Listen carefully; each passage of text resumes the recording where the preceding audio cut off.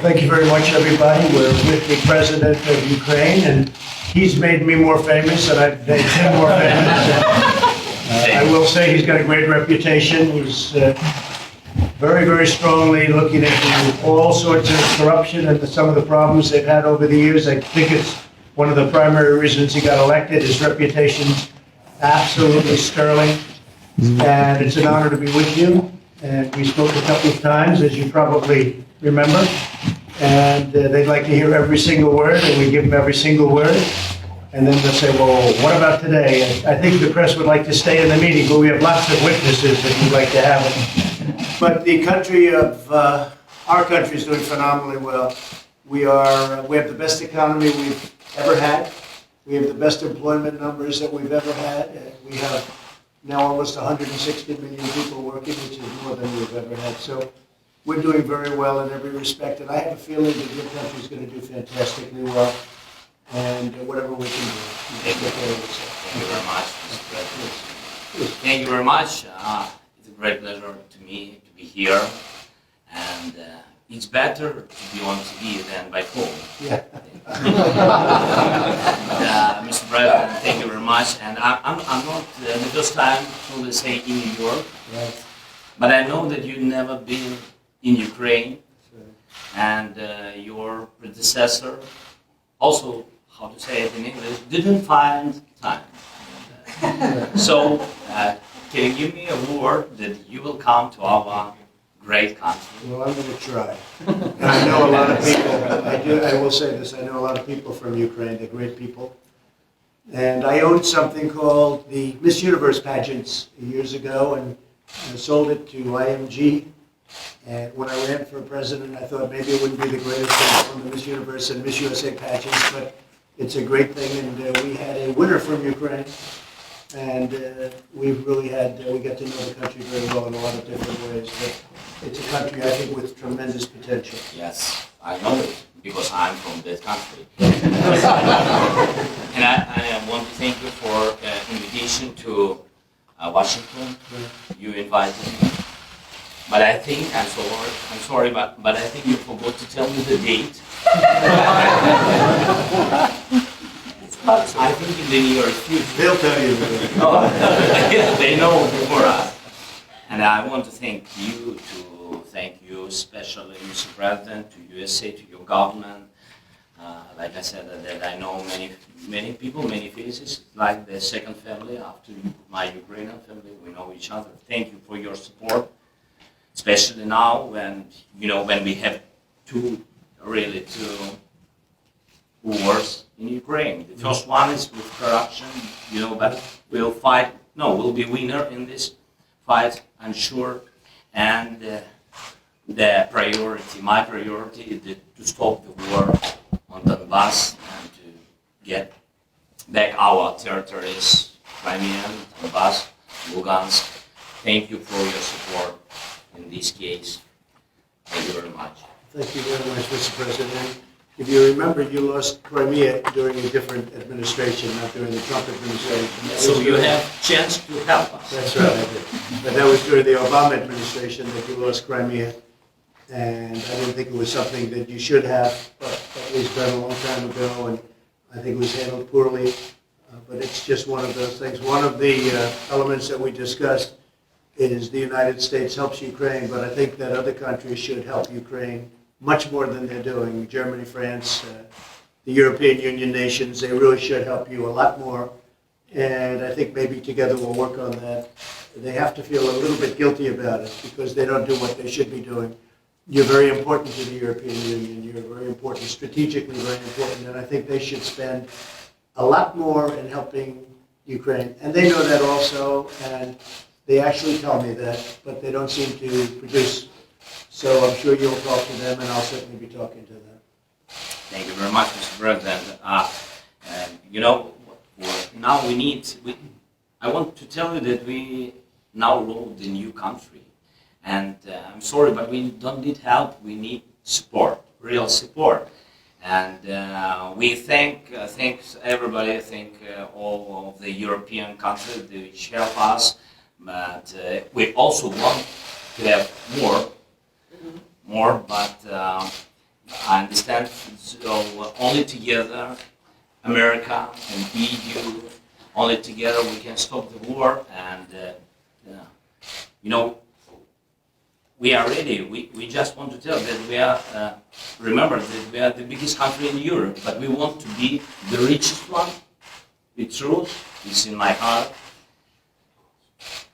Well, you know, you have great people in Ukraine, and you have very talented people in terms of manufacturing, in terms of some of the things they do, and we're doing trading already, but we should be doing a lot more trading with Ukraine. But you have very talented people. They make great things at the top of the line, really, so that's very important. And the other thing is I've heard you actually have, over the last fairly short period of time, you've really made some progress with Russia.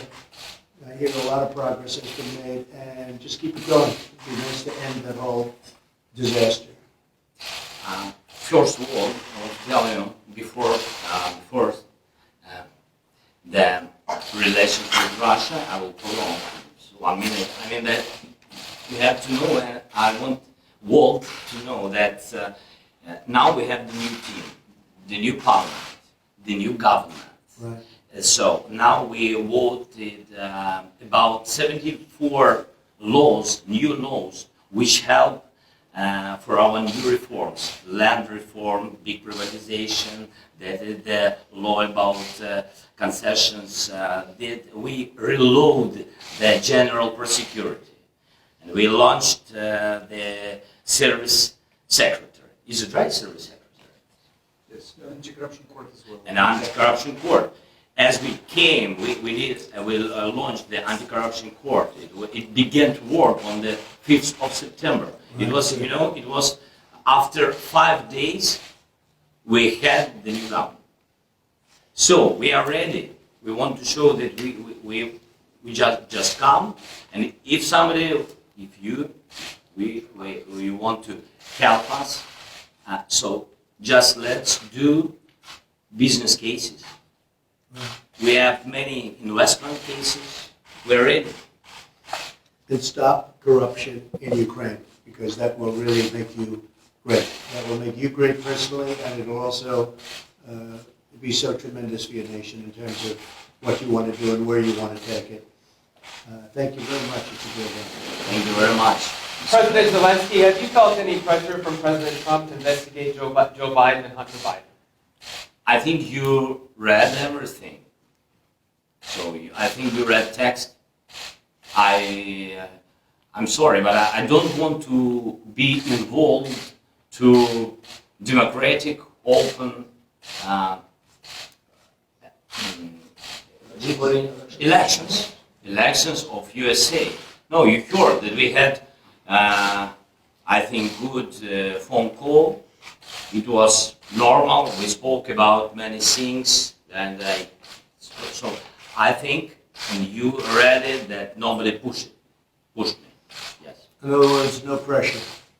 President Trump, would you like Mr. Zelensky? Mr. President, And by the way, you know there was no pressure. All you have to do is see it, what went on the call. But you know that. But you could ask the question, and I appreciate the answer. Mr. President, would you like President Zelensky to do more on Joe Biden and investigate? No, I want him to do whatever he can. This was not his fault. He wasn't there. He's just been here recently.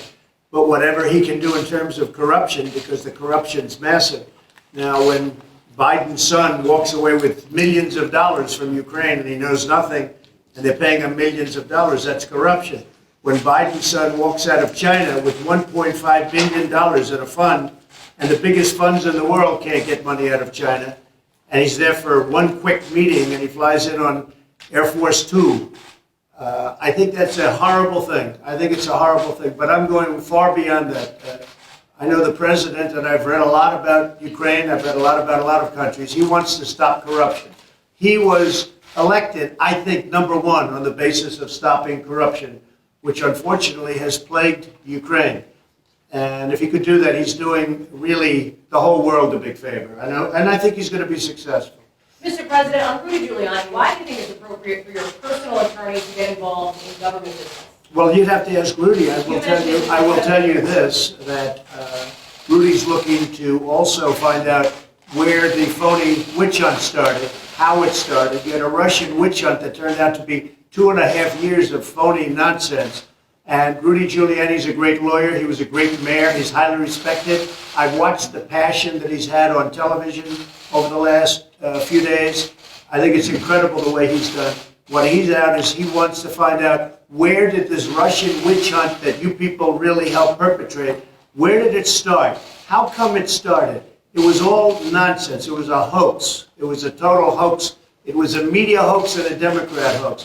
Where did it start? And Rudy's got every right to go and find out where that started. And other people are looking at that too. Where did it start? The enablers. Where did it all come from? It was out of thin air. And I think he's got a very strong right to do it. He's a good lawyer. He knows exactly what he's doing. And it's very important. Mr. President, do you believe that these emails from Hillary Clinton, do you believe that they're in Ukraine? Do you think this whole thing? I think they could be. Give me the 30,000 that she deleted. Yes. Yeah, I think they could very well. Boy, that was a nice question. I like that question. Because frankly, I think that one of the great crimes committed is Hillary Clinton deleting 33,000 emails after Congress sends her a subpoena. Think of that. You can't even do that in a civil case. You can't get rid of evidence like that. She deleted 33,000 emails after, not before, after receiving a subpoena from the U.S. Congress. I mean, I've never heard, now she's done far worse than that, although I don't know how much worse it can be. But there were many other things she did that were wrong. But that's so obvious. She gets a subpoena from the United States Congress, and she deletes them. And then she said, as I remember it, that, oh, well, they had to do with the wedding and yoga. She does a lot of yoga, right? So they had 33,000 emails about the wedding of her daughter and yoga. I don't think so. How she got away with that one is just, but it's one of many. And it's corrupt government, because we have corruption also, Mr. President. We have a lot of corruption in our government. And when you see what happened with Hillary Clinton, when you see what happened with Comey and McCabe and all of these people, we have a lot of things going on here too. Hopefully it's going to be found out very soon. But I think that a lot of progress has been made. A lot of progress has been made. Will the military aid continue? Can you assure that it will continue in the future? Well, we're working with Ukraine, and we want other countries to work with Ukraine. When I say work, I'm referring to money. They should put up more money. We put up a lot of money. I gave you anti-tank busters that, frankly, President Obama was sending you pillows and sheets. And I gave you anti-tank busters. And a lot of people didn't want to do that, but I did it. And I really hope that Russia, because I really believe that President Putin would like to do something, I really hope that you and President Putin get together and can solve your problem. That would be a tremendous achievement. And I know you're trying to do that. President Mr. Zelensky, President, you asked the House in the Speaker to phone find call, you said that you would look into Joe Biden, you would ask your prosecutor to look into the matter. Have you had that conversation? Well, I think, no, I haven't, but I think that somebody, if you look at what he did, it's so bad. Where his son, he goes to China, he walks away with $1.5 billion. He goes to Ukraine and he walks away with $50,000 a month and a lot of money in addition to that. And the whole thing with the prosecutor in Ukraine. And he's on tape. This isn't like maybe he did it, maybe he didn't. He's on tape doing this. I saw this a while ago. I looked at it and I said, that's incredible. I've never seen anything like that. Now, either he's dumb or he thought he was in a room full of really good friends. Or maybe it's a combination of both in his case. President Zelensky, Mr. President, I heard your question. Thank you very much. Don't cry. I mean that we have independent country and independent general security. I can't push anyone, you know. That's it. That is the question. That is the answer. So I didn't call somebody or the new general security. I didn't ask him. I didn't push him. That's it. Do you feel obligated to fulfill your promises to President Trump? Sorry. ви почуваєтеся зобов'язаним? Дякую, я вам відповім. Зобов'язаним що? Obligated to do what? А зобов'язаним до що? Там я нікому нічого не винен. Ви всі розумієте. Україна... Promises not Ви двічі принаймні казали, що ви будете розслідувати Я сказав, що ми готові розслідувати. Україна незалежна країна і Генеральна прокуратура. Ви самі знаєте, у нас новий Руслан Рябошапка, дуже гарна, чесна людина. Ви знаєте, із західним, із освітою, із західним досвідом. І чи буде він розглядати? Він повинен розглядати будь-які справи. Які тут можуть бути обіцянки? А? Він розглядає цю. Я впевнений, що у нього є, ви мене вибачте, але у нас є своя країна, Україна. У нас набагато є важливіших, багато більше важливіших, дійсно дуже важливих питань. І ви знаєте, це справи, це дійсно справи, які дуже важливі для кожного українця. Це Іловайськ, це Майдан, це корупція, про яку зараз говорив президент Трамп. І ви знаєте, над чим він працює. Тобто, I'm sorry. Concerning the investigation, actually, I want to underscore that Ukraine is an independent country. We have a new prosecutor general in Ukraine, a highly professional man with a Western education, and he's free to investigate any case he considers and deems appropriate. Well, we have many more issues to care about and to tackle. We have Ilovaisk, we have Maidan, we have corruption cases, as President Trump rightly mentioned about that. So we know what to do and we know where to go, what to tackle. Mr. Attorney General will be involved in this matter? President Zelensky. Did you ask House Speaker Nancy Pelosi to find a way out of impeachment yesterday? Not at all. No. Look, she's lost her way. She's been taken over by the radical left. She may be a radical left herself, but she really has lost her way. I spoke to her about guns yesterday. She didn't even know what I was talking about. She's not interested in guns. I'll tell you what, Nancy Pelosi is not interested in guns and gun protection and gun safety. All she's thinking about is this. She's been taken over by the radical left, the whole Democrat Party. And you take a look at what's happening in the media today. The whole party is taken over by the left. And thank you very much. My poll numbers have gone up. But I don't want it to go up for this reason. When they look and when you see what's happening, people are really angry at Democrats. They're really angry at the Democrat Party. And things like, as an example, drug pricing, getting drugs down. Things like gun safety, infrastructure.